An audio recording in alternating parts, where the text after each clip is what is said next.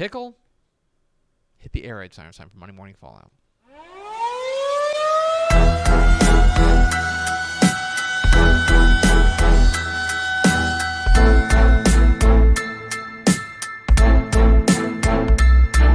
Monday Morning Fallout, where we overreact to the football weekend. Plenty to talk about, folks. Plenty to talk about. We'll start with my opening thought. Feasting on chaos. So there's a fair number of ways we can go about this. We'll talk about A&M's situation in a bit. But especially in the high school football ranks, the regional semifinal round, one of the great things about this round is that you get 2 full days of football.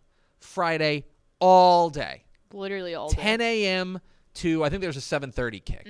10 a.m. to 7:30 kick. And then the next day you wake up, and I want to say the earliest game was 11. It was 11 all the way up to a 7:30 kick. And across the entire week, you had a number of games that I would categorize as certainly stunning and certainly surprising. One of them, I think we have to talk about the number 1 team in 3A Division I going down. Because Lorena not just beats Columbus, kind of handle Columbus in a big way to knock off the team that was pretty consensus the team to beat in 3A Division I. Well, now they're beat. Now that's done and dusted. They're on to the next one. That was one that I found to be particularly surprising.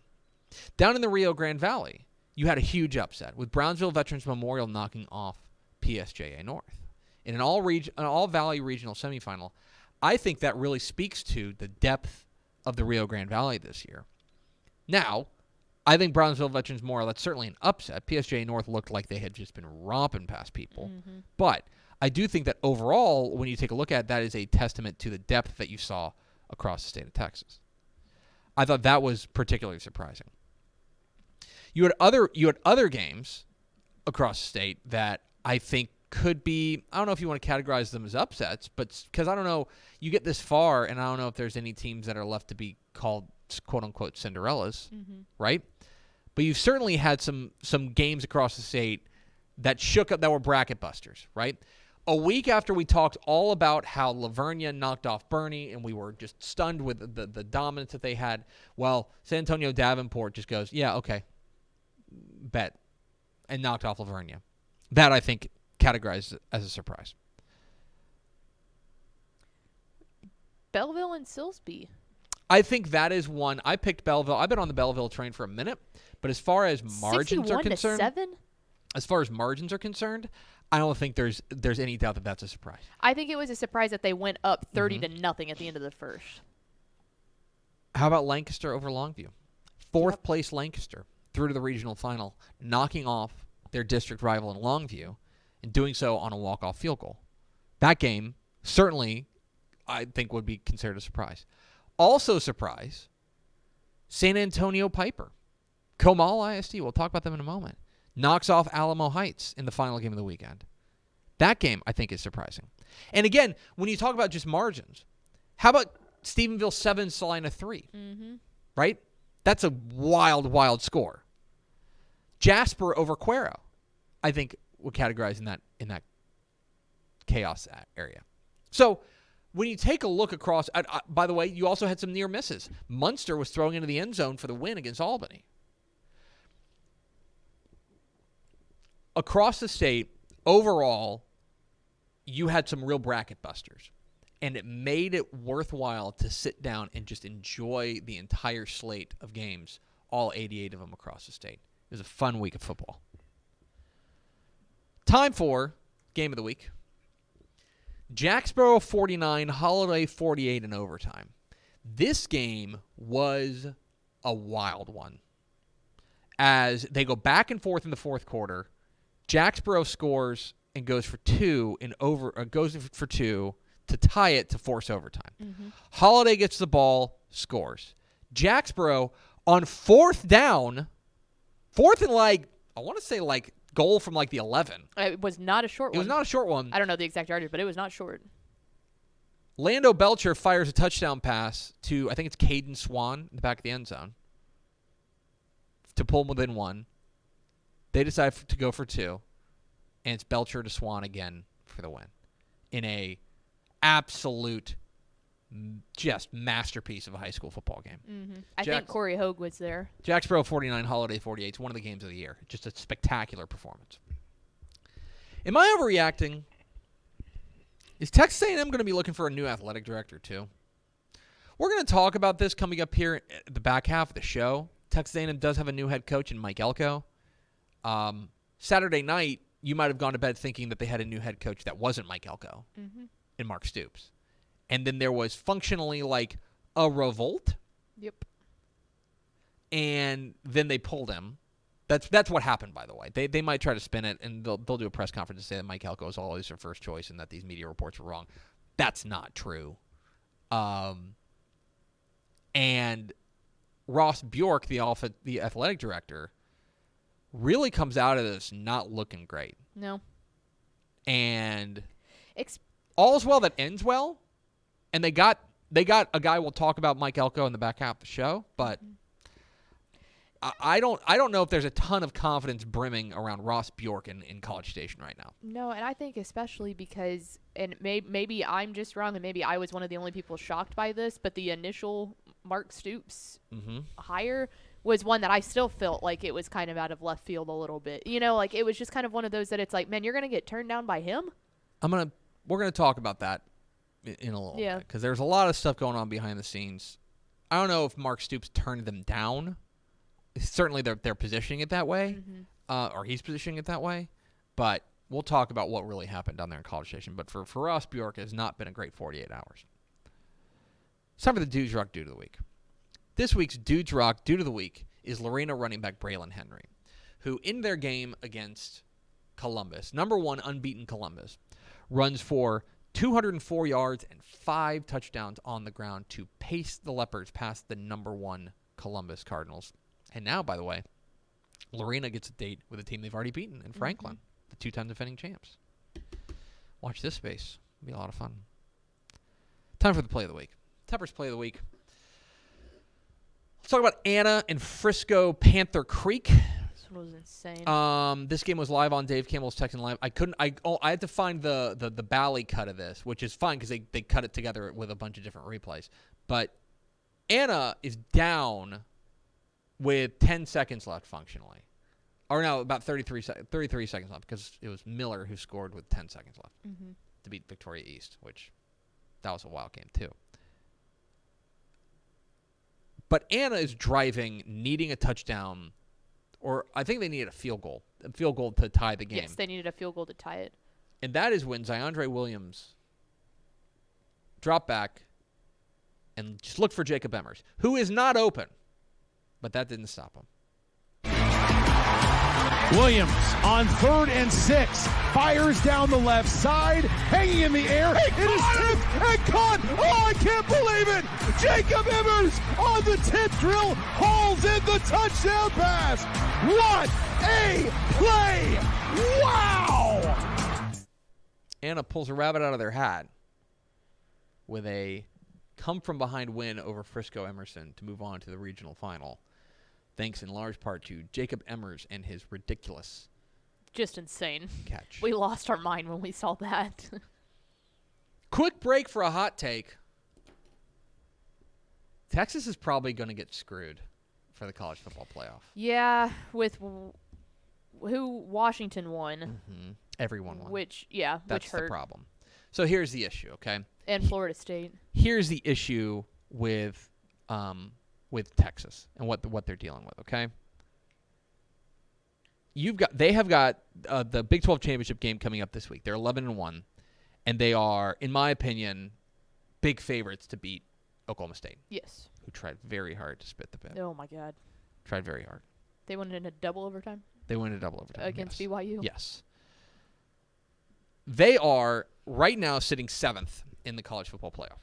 Now, that's going to change because Ohio State loses to Michigan. Who knows what they're going to do with Ohio State? Oregon and Washington are going to tee up again. So if they take care of business, they'll jump ahead of one of them. Mm-hmm. But here's the issue. Here's the issue for Texas. Georgia, let's assume everything goes to chalk in the conference championship games. Yes. Okay. Georgia beats Alabama. Georgia's in. Any complaints No, there? absolutely not. Michigan's going to beat Iowa. Michigan's in. Anyone want to Nope. complain on that? The winner of Washington and Oregon's probably in. Yeah, Right? I think they have to. If be. it's Washington, they'd be 13-0, Mm-hmm. and they'd be an undefeated conference champion, power conference champion for whatever the Pac-12 means at this point. They'd be 13-0. They're getting in. They're not getting left out. If it's Oregon, they will have knocked off avenged their only loss of the year, which was on the road, by the way. They will be 12 and they'll be 12-1 conference champion with their one loss, a loss they've already avenged. Right? Yep. So that's 3. The question for them, and the real stubborn part of this for Texas, is Florida State. Because Florida State plays Louisville. Now, Florida State is without their star quarterback. Jordan Travis got hurt. He had a pretty gruesome leg injury a couple weeks ago. It was ugly. But they beat Florida. If they beat Louisville this week, and they're favored to beat Louisville, in my opinion, even without Jordan Travis. If they beat Louisville this week, they will be an undefeated conference champion. Texas needs someone to lose. Yeah. Texas needs Alabama to beat Georgia, or Texas needs Iowa to – no, never mind. Or Texas needs Louisville to beat – I can't believe Iowa's in the Big Ten championship. or Texas needs Louisville to beat Florida State. Because That- otherwise, Texas has got number 5 written all over them. Oh, I hate yeah. to say it. I'm sorry. Because that would be a team that would be 12-1 conference champion with a win at Alabama. But the way that the ranking, the CFP committee has set it up, it sets up for Texas to get left out. Oh, yeah.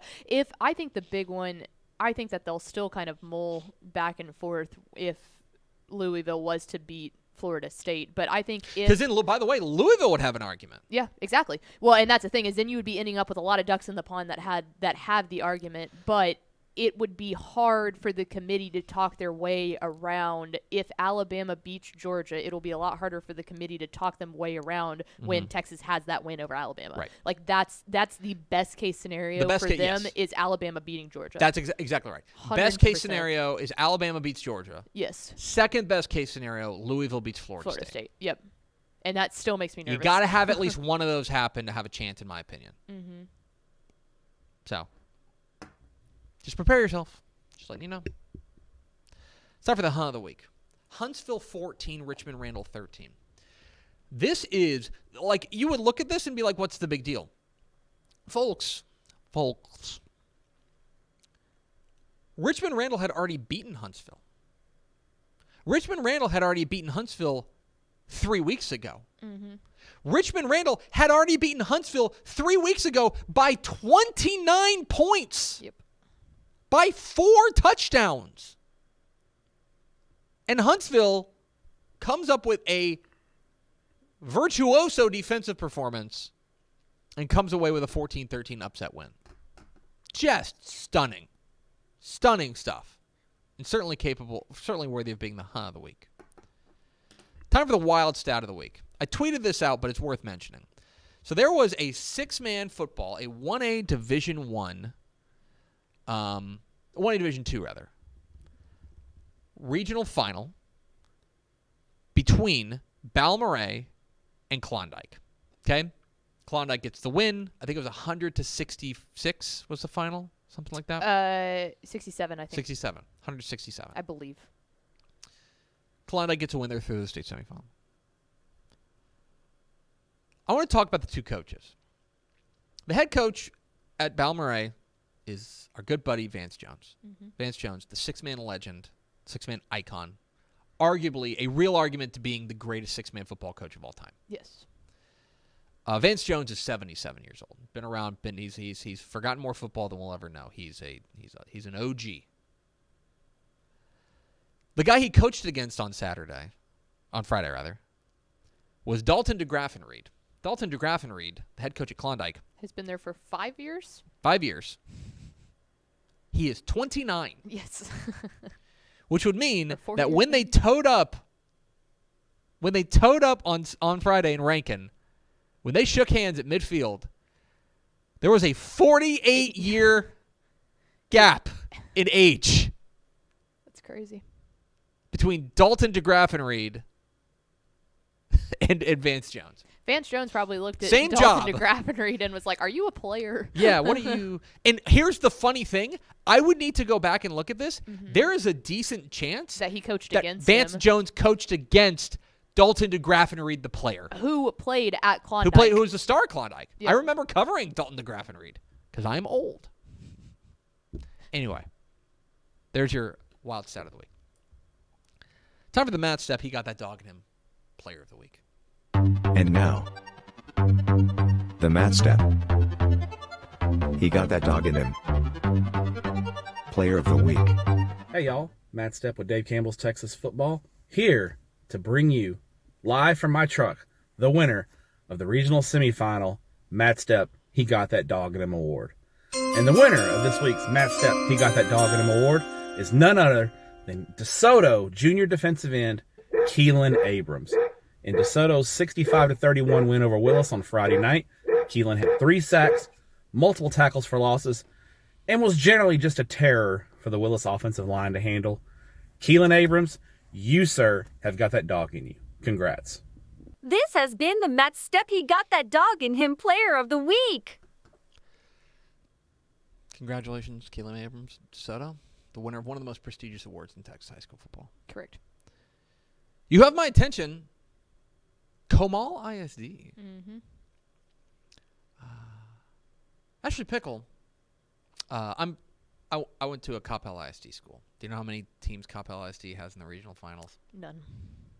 None. Wah, wah, Cow fan wah. base. You went to Llano ISD school. How many? Okay. How many teams does Llano ISD have in the regional finals? They didn't even have a team in the playoffs. Okay. Duncanville ISD. How many teams do they have in the regional One. final? One. Okay, great. Dallas ISD. Ooh, 1. 1. Yeah. Frisco ISD.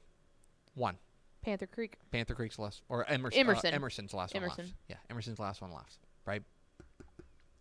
Comal ISD doesn't have 1. Doesn't have 2. Comal ISD has 3 teams in the regional final: Smithson Valley, San Antonio Davenport, and San Antonio Piper, all into the regional final. They could have 2 of those very recent programs. and 2 of them second-year varsity programs. And by the way, all 3 of them, I don't know if they'd be favored to have. All 3 of them could play at state. Yes. They're all in different brackets. But Comal ISD, keep an eye on them. They have my attention. Get excited for rematches. We got a bunch of them in the regional finals. Yeah, we do. A number of rematches across the state of Texas, including we get DeSoto Cedar Hill Part 2. Mm-hmm. We get Timpson Garrison Part 2. Right? We get Byron Nelson Byron Nelson South Lake Carroll Part 2. Wah, wah. It's on my brain. We get Lake Travis Westlake Part 2. We get North Shore Atascocita Part 2. Mm-hmm. We get Liberty Hill Piper Part 2. With Forney Lancaster Part 2. Kilgore Chapel Hill Part 2. Brock Paradise Part 2. Franklin Lorena Part 2. Refugio Ganado Part 2. Which, by the way, all of those games that you've mentioned, that's about 20% of the games. A lot of games. There's 44 games. Mm-hmm. Good number of rematches in the regional final. Final thought. Coaches are people too. So I mentioned that coming up here in just a moment, we're going to talk about the Texas A&M coaching change. There are a couple of other coaching changes across the state. Dana Holgerson got fired at Houston, and Dana Dimmel got fired at UTEP. We went from 2 head coaches named Dana to 0 head coaches named Dana. It's a tough day to be Dana. Tough Bad day to Dana. be a Dana.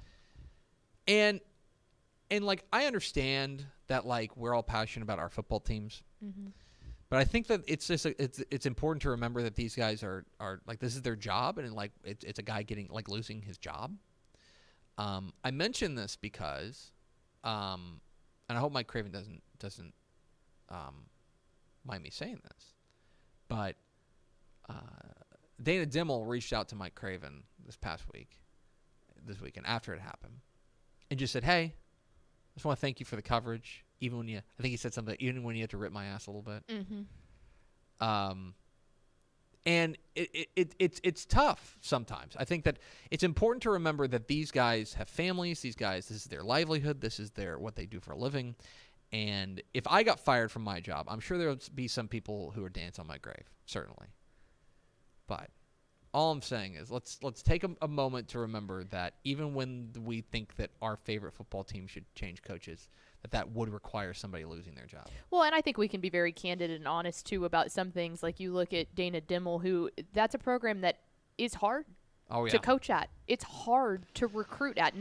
I've been to El Paso. I love El Paso. I'm the first person to say that. And, like, it stinks to watch that. That's a very different firing than a Jimbo Fisher who's getting paid $26,000 a day for the next 8 years to go away. Yeah. Those, I think that he can wipe away the comments with all of the bags of money that he's getting. Yeah.